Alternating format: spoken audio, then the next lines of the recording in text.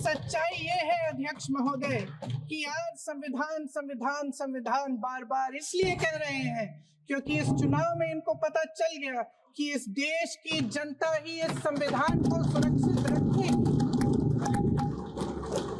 इस चुनाव में हारते हारते जीतने से इन्हें एहसास हुआ कि ये संविधान बदलने की बात इस देश में नहीं चलेगी। आज संसद में बैठे हुए सत्ता पक्ष के मेरे साथी ज्यादा से ज्यादा अतीत की बातें करते हैं। 1921 में क्या हुआ, कब हुआ, नेहरू जी ने क्या किया। अरे वर्तमान की बात करिए, देश को बताइए आप क्या कर रहे हैं, आपकी जिम्मेदारी क्या है। कि सारी जिम्मेदारी जवाहरलाल नेहरू की है। हमारे देश के करोड़ों देशवासियों के संघर्ष में, अपने अधिकारों की पहचान में, इनकी कठिन से कठिन परिस्थितियों से लड़ने की अपार हिम्मत में और देश से न्याय की अपेक्षा में हमारे संविधान की ज्योत जल रही है।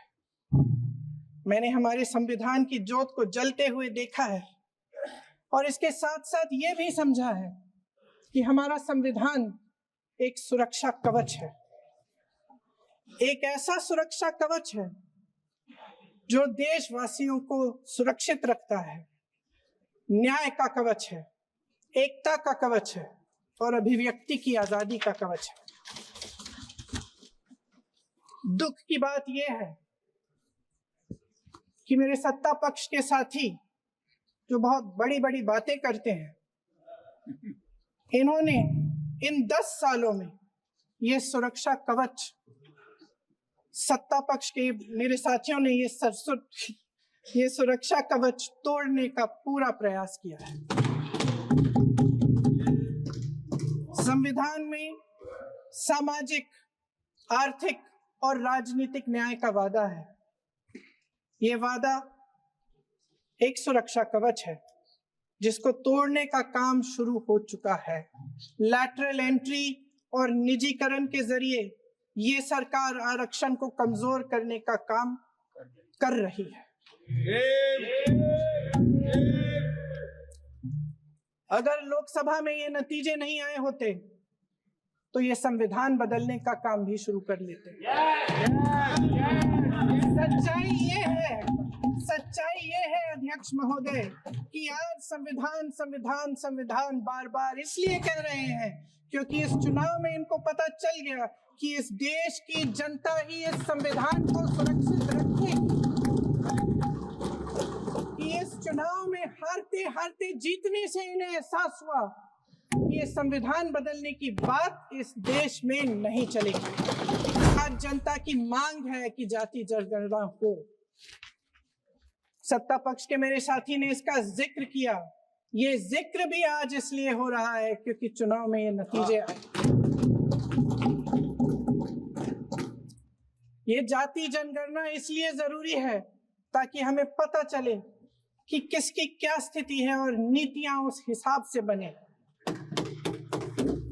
इनकी गंभीरता का प्रमाण ये है कि जब चुनाव में पूरे विपक्ष ने जोरदार आवाज उठाई कि ये जाति जनगणना होनी चाहिए, तो इनका जवाब देखिए। इनका जवाब भैंस भाग भैंस चुरा लेंगे, मंगलसूत्र चुरा लेंगे, इनका ये जवाब था। ये गंभीरता है इनकी जाति जनगणना पर। महोदय, हमारे संविधान ने आर्थिक न्याय की नींव डाली, किसानों, गरीबों और को जमीन बांटी, भूमि सुधार किया, जिसका नाम लेने से कभी कभी आप झिझकते हैं और कभी कभी उनका नाम धड़ाधड़ इस्तेमाल किया जाता है अपने आप को बचाने के लिए। उन्होंने HAL, BHEL, SAIL, GAIL, ONGC, NTPC, railways, IIT, IIM, oil refinery, तमाम PSU बनाए। अध्यक्ष महोदय, उनका नाम पुस्तकों से मिटाया जा सकता है, उनका नाम भाषणों से मिटाया जा सकता है, लेकिन जो उनकी भूमिका रही इस देश की आजादी के लिए और इस देश के निर्माण के लिए, वो इस देश में से कभी मिटाया नहीं जा सकता। 75 सालों में जनता का भरोसा रहा कि नीतियां बनेंगी तो जनता की भलाई के लिए बनेंगी। जल जंगल जमीन का अधिकार मिला आदिवासी भाई बहनों को। इंदिरा जी ने बैंकों का राष्ट्रीयकरण करवाया, खदानों का राष्ट्रीयकरण कराया। कांग्रेस और यूपीए की सरकारों में शिक्षा का, भोजन का अधिकार मिला। 75 सालों में जनता का भरोसा मिला। पहले संसद चलती थी तो जनता की उम्मीद होती थी कि सरकार महंगाई और बेरोजगारी पर चर्चा करेगी, कोई उपाय निकालेगी, कोई रास्ता निकालेगी।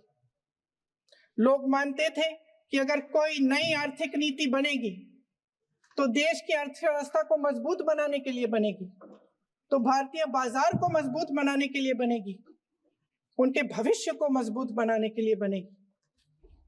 किसान और आदिवासी भाई बहन भरोसा करते थे कि यदि जमीन के कानून में संशोधन होगा तो उन्हीं की भलाई के लिए होगा। आप नारी शक्ति की बात करते हैं।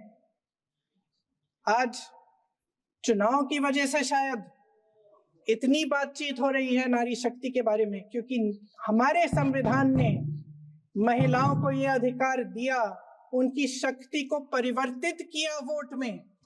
और आज आपको पहचानना पड़ रहा है कि महिलाओं के बिना, कि नारी शक्ति के बिना ये सरकारें नहीं बन सकती हैं। इसीलिए आज आप नारी शक्ति की बातें दोहरा रहे हैं। जो आप नारी शक्ति का अधिनियम लाए हैं उसको लागू क्यों नहीं करते? वो 10 साल बाद लागू क्यों होगा? क्या आज की नारी 10 साल इंतजार करेगी उसके लागू करने के लिए? क्या बात है, क्या बात है।